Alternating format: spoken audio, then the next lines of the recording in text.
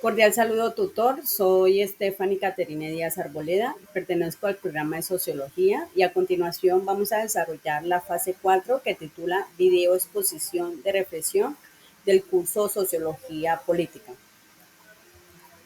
Bueno, en la siguiente presentación vamos a conocer los conceptos de colonialidad, feminismo y memoria, esto con el fin de comprender las transformaciones de la acción política desde nuevos aportes teóricos y políticos. Iniciamos. La decolonialidad es una forma de pensar, actuar que busca desmontar las estructuras de poder, conocimiento e identidad impuestas por el colonialismo, las cuales siguen vigentes hasta el día de hoy. Aunque muchos países ya no están bajo dominio colonial, la forma en que se organiza el mundo económicamente, culturalmente y académicamente sigue respondiendo a valores europeos y occidentales. La decolonialidad cuestiona eso y propone formas alternativas de entender el mundo desde la perspectiva de los pueblos oprimidos y marginados. La decolonialidad surge como una respuesta crítica a los efectos resistentes del colonialismo y especialmente en América Latina, África y Asia. A diferencia del pensamiento postcolonial que se centraba en las representaciones del colonialismo, la decolonialidad lo que busca es desmontar esas estructuras coloniales que aún operan en la política, en la economía y en el conocimiento. En el siglo XV al XIX, Europa colonizaba gran parte del mundo, imponiendo su cultura, religión, idiomas y estructuras políticas. Posteriormente, en el siglo XIX y XX, los países colonizados logran su independencia política, pero la estructura de dominación aún permanece. Ya en los años 90, intelectuales latinoamericanos como Aníbal Quijano, Walter Mignolo, comienzan a criticar este enfoque y se empieza a diferenciar el término de colonialidad, que básicamente era romper con la colonialidad en todos los sentidos de la palabra. Este término empieza a tomar como fuerza a principios del siglo XX-XXI. Este grupo de pensadores mencionados anteriormente consolidan este enfoque de colonial como base en tres ideas. La primera idea es la colonialidad del poder. Uno de los principales impulsores de este enfoque fue el sociólogo peruano Aníbal Quijano, quien introdujo este concepto. Según él, el sistema colonial no solo se basó en la conquista de los territorios, sino en la imposición de una jerarquía racial. Esto quiere decir que el mundo moderno valora ciertos conocimientos culturales e identidades como superiores, mientras margina y desprecia a otras. Por otro lado, el control del poder económico, político y social sigue en manos de élites formadas bajo lógicas coloniales. Un ejemplo es cuando los gobiernos locales que adoptan modelos de desarrollo impuestos desde Europa o Estados Unidos. Otra idea es la colonialidad del saber, idea también propuesta por el sociólogo Aníbal Quijano, que explica cómo el colonialismo no solo impuso estructuras de poder y economía, sino que también formas de conocimiento y pensamiento dominantes que siguen vigentes hasta hoy. Se valora como el conocimiento válido solo lo que viene de Europa o de formas de pensamientos occidentales, mientras que se desvaloriza el saber indígena y afrodescendiente. El ejemplo aquí para esta idea es cuando creer que solo las universidades europeas o estadounidenses generan, entre comillas, conocimiento serio. También otro ejemplo claro es cuando se desvaloriza las lenguas originarias y se prioriza el inglés, el francés o por qué no también el español como lengua entre comillas de ciencia.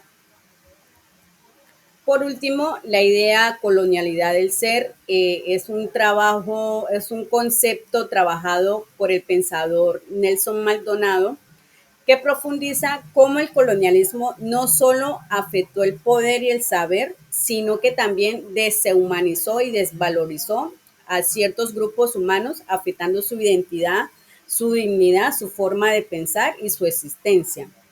Esto significa que las formas de ser, de vivir y de sentir que no se ajustan a la lógica occidental son vistas como inferiores o atravesadas. Afecta las identidades y dignidades de pueblos colonizados. Un ejemplo para apoyar esta idea es la imposición de los estándares de bellezas europeos como los únicos aceptables ante el mundo. Otro ejemplo para apoyar esta idea es todo el tema de la discriminación y la violencia hacia pueblos indígenas y afrodescendientes y también a los inmigrantes. La importancia que tiene en la actualidad este concepto es que no solo es una teoría académica, sino una práctica de resistencia y de reconstrucción que nos invita a a repensar nuestras formas de vivir, enseñar, aprender y convivir reconociendo que no hay una única manera válida de entender el mundo. Pasamos a conocer otro concepto. El feminismo es un movimiento social, político y cultural que lucha por la igualdad de derechos entre mujeres y hombres. Su objetivo principal es eliminar las desigualdades de género en todos los ámbitos sociales, laborales, económicos, políticos y personales. La historia del feminismo se suele dividir en olas o etapas que reflejan los distintos momentos de lucha por los derechos de las mujeres y que cada etapa tiene unos objetivos y logros específicos.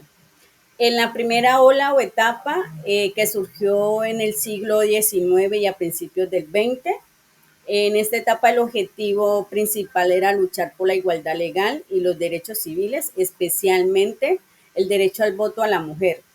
Ya en la segunda ola, que fue a mediados del siglo XX y hasta el año 80, surgieron los movimientos por la igualdad en el trabajo, en la educación, todo el tema que tiene que ver con los roles familiares y la liberación sexual.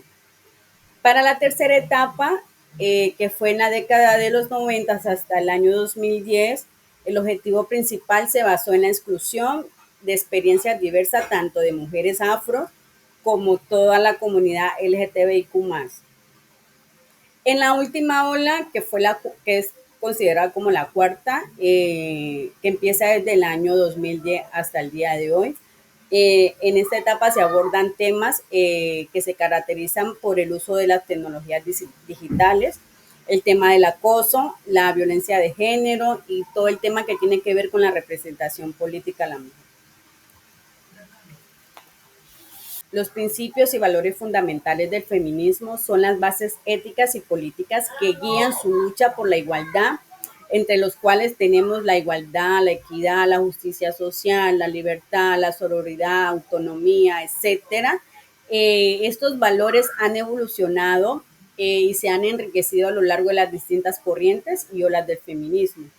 Un ejemplo claro en la vida cotidiana es que cuando se aprueban, por decir, las leyes contra la violencia de género y se protegen a las víctimas y se castigan a los agresores. Otro ejemplo es cuando en una empresa se implementan políticas de igualdad salarial, asegurándose de que tanto los hombres como las mujeres que realizan el mismo trabajo ganen lo mismo.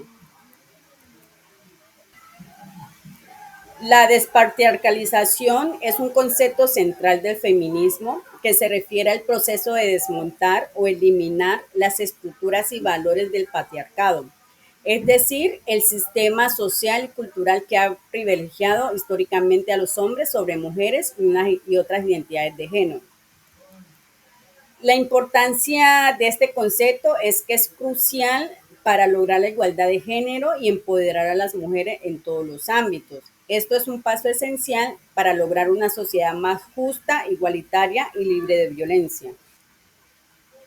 Para que estos procesos ayuden a reconfigurar las normas sociales y culturales, se deben implementar políticas públicas que promuevan la equidad de género, la igualdad de oportunidades y a fortalecer a las organizaciones. Como por ejemplo cuando se dan los espacios reales a las mujeres y a las diversidades sexuales en la toma de decisiones de políticas sociales y económicas. El impacto del feminismo ha sido profundo y transformador en múltiples dimensiones de la sociedad. A lo largo del tiempo, este movimiento ha impulsado cambios significativos que han beneficiado no solo a las mujeres, sino también a toda la humanidad en general. Algunos impactos han sido las leyes sobre los derechos civiles y políticos, todo el tema de la educación, la vida familiar de la mujer y la vida familiar y sexual de la mujer, la legislación contra la violencia, etcétera, entre otros. Estos principios han tenido un impacto profundo en la transformación de las estructuras sociales, culturales, políticas y económicas que continúan siendo un motor hacia una sociedad más justa e igualitaria. Ahora bien, conozcamos el concepto de memoria. La memoria es la capacidad de adquirir, almacenar y recuperar información. Es una función fundamental del cerebro que permite a los seres humanos y a muchos animales aprender del pasado, adaptarse al presente y planificar el futuro. Este concepto abarca tanto la memoria personal, que hace referencia a las experiencias personal, y a la memoria colectiva, que se refiere a los recuerdos compartidos en grupo. Su importancia radica en varios niveles, pero nos enfocaremos en el nivel social y colectivo y en la política y la historia. A nivel social y colectivo, la memoria cumple un rol muy fundamental en la construcción de identidad cultural, la transmisión de saberes, la preservación de la historia, las tradiciones, las creencias, símbolos, etcétera, que permiten recordar a las comunidades y fortalecer sus lazos para comprender sus raíces y enfrentar sus desafíos desde una perspectiva crítica. Asimismo, la memoria es crucial en el ámbito de la política y la historia, porque recuerdan esos hechos dolorosos como la dictadura, las guerras, los genocidios. Es toda una herramienta para evitar la repetición de las tragedias. Finalmente, la memoria es una fuente de reflexión ética, ya que invita a las sociedades a confrontar sus errores, reparar los daños y a construir un futuro basado en el respeto, la verdad y la justicia. La memoria tiene implicaciones muy importantes en la política, especialmente en lo relacionado con la historia, la justicia y la construcción de identidades. Desde el nivel político, el discurso político, a veces la memoria se utiliza para legitimar ciertos discursos o ideologías.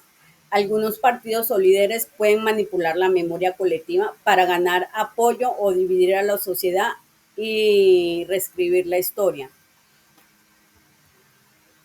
En la política de memoria son las decisiones del Estado o de actores políticos sobre cómo se debe recordar ciertos eventos.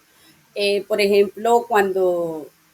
ejemplo, la creación de ideas conmemorativas, los monumentos, los museos de memoria o todo el tema que tiene que ver con la Comisión de la Verdad.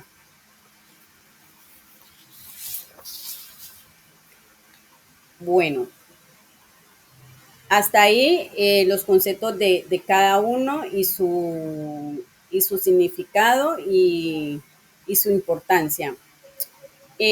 Ahora para finalizar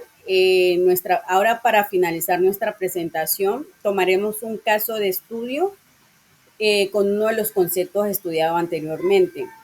Yo escogí el de la decolonialidad y el caso de estudio será utilizado en el país de Chile porque es el caso de estudio que he venido utilizando en las fases anteriores. Nos centraremos en la lucha del pueblo mapuche. La historia de América Latina está marcada profundamente por la colonización, no solo en términos territoriales, sino también culturales y lingüísticos. Tras la conquista española y más tarde con la conformación del Estado chileno en el siglo XIX, los pueblos indígenas fueron sistemáticamente excluidos de los procesos de construcción nacional. En el caso mapuche, la llamada pacificación de la Huracanía no fue otra cosa que una invasión armada que arrebató tierras y autonomía en un pueblo que había resistido por siglos la colonización. Desde entonces, la política del Estado ha oscilado entre la asimilación forzada, la represión y la marginación. Este pensamiento decolonial formulado por Aníbal Quijano y Walter Mignolo sostiene que la decolonialidad del poder se mantiene a través de la imposición de una única forma de conocimiento, de organización social y de visión del mundo. En Chile, este se ha traducido en un modelo de Estado monocultural donde los pueblos originarios han sido invisibilizados. El pensamiento decolonial encuentra esta lucha una manifestación concreta, la demanda por la autodeterminación, justicia intercultural y descolonización del Estado se alinea con las propuestas que cuestionan el legado colonial y promueven el respeto por la diversidad epistémica y cultural. Frente a esa situación, el pueblo mapuche ha desarrollado múltiples formas de resistencia. Estas incluyen la recuperación de las tierras ancestrales, la denuncia de megaproyectos y la revitalización de su lengua y su cosmovisión. Lejos de tratarse de una lucha por el reconocimiento de una forma de vida basada en la relación con la naturaleza, la comunidad y la memoria. Uno de los hitos más recientes, uno de los hitos más recientes en esta disputa fue el proceso constituyente iniciado tras el estallido de 2019, que por primera vez en la historia del país se reservaron escaños para pueblos originarios y la elección de Elisa Locón, mujer mapuche, como presidente de la Convención Constitucional fue un acto simbólico y político de gran relevancia. El debate sobre plurinacionalidad y reconocimiento de derechos colectivos indígenas quedó instalado en la sociedad chilena. Eh, la decolonialidad entonces no es solo una teoría, sino una práctica viva que se expresa en la disputa por el sentido de la nación y la democracia. Como conclusión de todo nuestro caso de estudio, en Chile el caso del pueblo mapuche representa una muestra clara de cómo las estructuras coloniales han persistido incluso después de la independencia. La decolonialidad en Chile no puede entenderse sin el caso del pueblo mapuche, porque su lucha no es solo una recuperación territorial, sino por el reconocimiento de su existencia como sujeto político, epistémico y cultural. En un país que ha empezado, es un país que ha empezado a cuestionar sus estructuras históricas de exclusión, el pensamiento decolonial ofrece claves fundamentales para imaginar un futuro donde la diversidad no sea un problema, sino una riqueza. Muchas gracias por su atención.